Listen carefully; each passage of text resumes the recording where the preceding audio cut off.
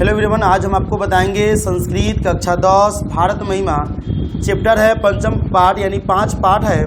इसके बारे में हम आज आपको बताएंगे। जैसा कि आपको स्क्रीन पर भी कुछ दिख रहा होगा और यहाँ से मैं आपको बढ़िया से एक्सप्लेन करूँगा।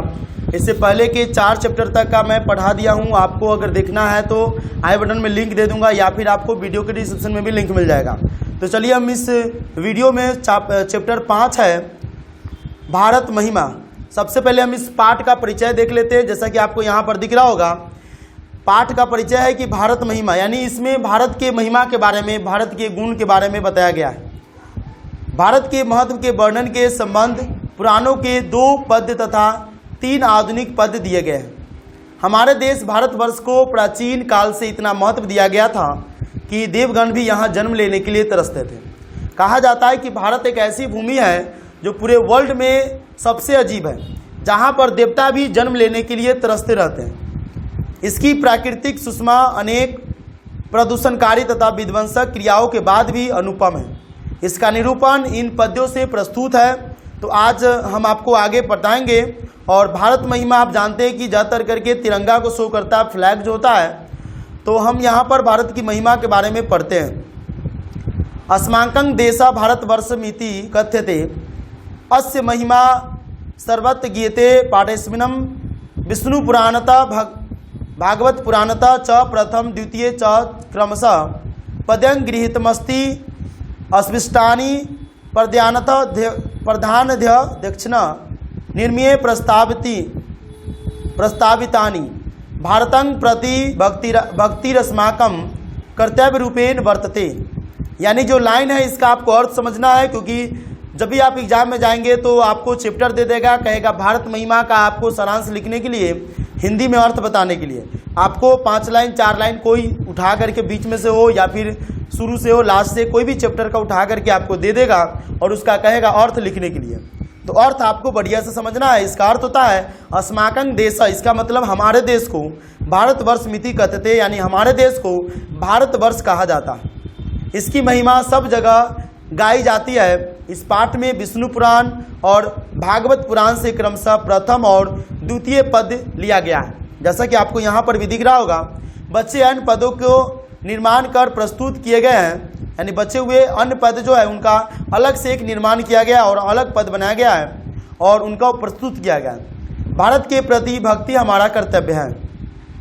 अगला देख लेते हैं। गायंती देवा कील गीतकानी धन्यास्तु ते भारत भूमि भागे स्वर्ग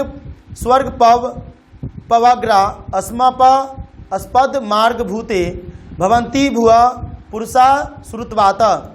यानी इस लाइन का जो अर्थ है हम आपको बता दें कि देवता लोग गीत गाते हुए कहते हैं कि वे लोग धन्य हैं जिनका जन्म भारत देश में होता है। यह भूमि स्वर्ग और मोक्ष प्रदान करने योग्य साधन स्वरूप है, इसलिए यहाँ जन्म लेने वाले को देवता के समान कहा गया है। आगे हम इसको व्याख्या करने के लिए कहेगा, यानी ये लाइन आपको दे देगा, कहेगा इसका अर्थ तथा व्याख्या करें। तो अर्थ तो हम इसका हिंदी बता दिए, लेकिन व्याख्या। प्रस्तुत श्लोक विष्णु पुराण से संकलित है तथा भारत महिमा पाठ से उद्धत है। इसमें भारत देश के विशेषताओं के बारे में कहा गया है। यह देश धरती पर स्वर्ग के समान माना जाता है। पुराणकार का कहना है, यानी पुराणकार मतलब जो पुराने जमाने के आदमी है, जो इतिहासकार है, उनका कहना है कि यह भूमि स्वर्ग और मोक्ष प्रदान करने वाली है। यहाँ जन्म लेने वाले देवतुल्य माने जाते हैं, क्योंकि यहाँ राम कृष्ण जैसे देवताओं ने जन्म ग्रहण कर यह सिद्ध कर दिया। इसलिए इस देश में जन्म लेने वालों को देवता रूप में माना जाता है। आगे हम देख लेते हैं। अहो अमीषा किमकारी शोभनं प्रसन्न ऐसा शिवदूता स्वयं हरि योजनम लवदंग निरसा भारता जीरे मुकुंद सेवाओ पैसंगा स्प्रिया हिना। इसका अर्थ देख लेते हैं। देवता लोग इस देश के गुणगान करते हुए कहते कि अहो ईश्वर, अहो मतलब आप ही ईश्वर है। ईश्वर के द्वारा कितना सुंदर बनाया गया, जिससे मनुष्य भारत भूमि पर हरि के सेवा योग बन जाता है। मेरी भी इच्छा भारत भूमि पर जन्म लेने को है, अर्थात जिस पर इच्छा ईश्वर की कृपा होती है वह वही भारत भूमि पर जन्म लेती है। इस लाइन का अर्थ अब कहेगा व्याख्या करने के लिए, तो यहाँ पर हमें व्याख्या में करना होता है ये कि यह लाइन, यह पंक्ति किस किताब से उठाया गया है और इसके बारे में क्या कहा गया है, और जो अर्थ ऊपर का रहता है वही अर्थ हम नीचे लिख देते हैं तो हो जाता है। प्रस्तुत श्लोक भागवत पुराण से संकलित तथा भारत महिमा पाठ से उद्धत है। इसमें भारत देश की महानता के बारे में कहा गया है। पुराणकार का कहना है कि भारत ही ऐसा देश है जहां भगवान भी जन्म लेने की इच्छा प्रकट करते हैं। इस देश में जन्म लेने वाले मनुष्य धन्यवाद के पात्र होते हैं, क्योंकि श्री हरि के सेवा के इच्छुक होते हैं। जिन लोगों ने यहाँ जन्म लिया उनमें स्वयं भगवान भी है।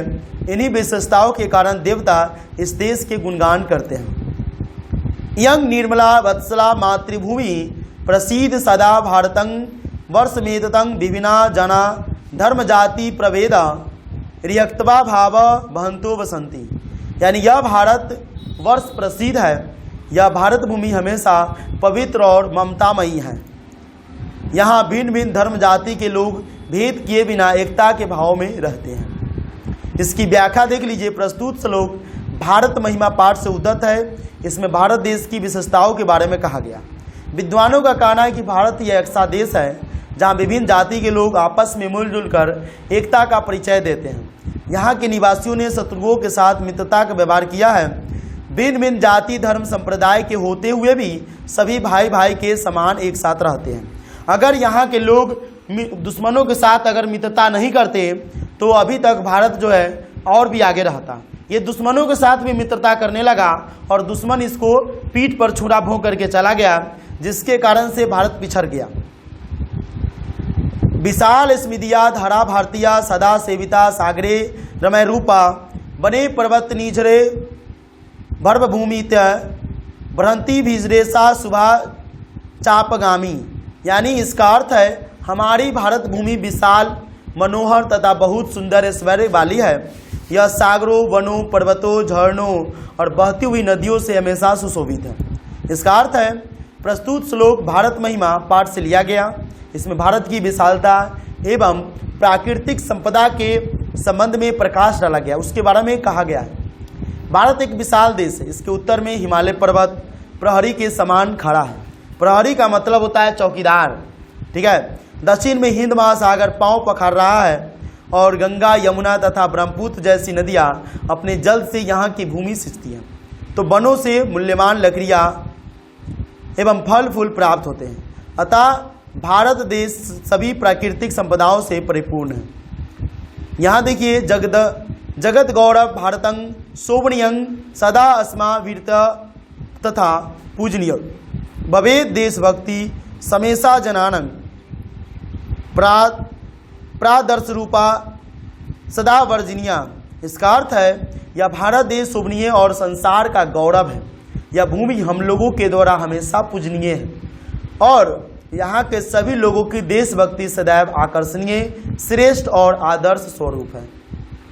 इसका व्याख्या प्रस्तुत श्लोक भारत महिमा पाठ से लिया गया। इसमें देशभक्ति की विशेषता पर प्रकाश डाला गया है।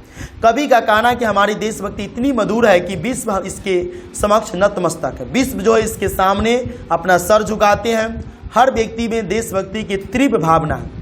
सभी देश की रक्षा के लिए तन मन धन से समर्पित है। इसके आदर्श आचरण के कारण हमेशा शोभनीय और पूजनीय है।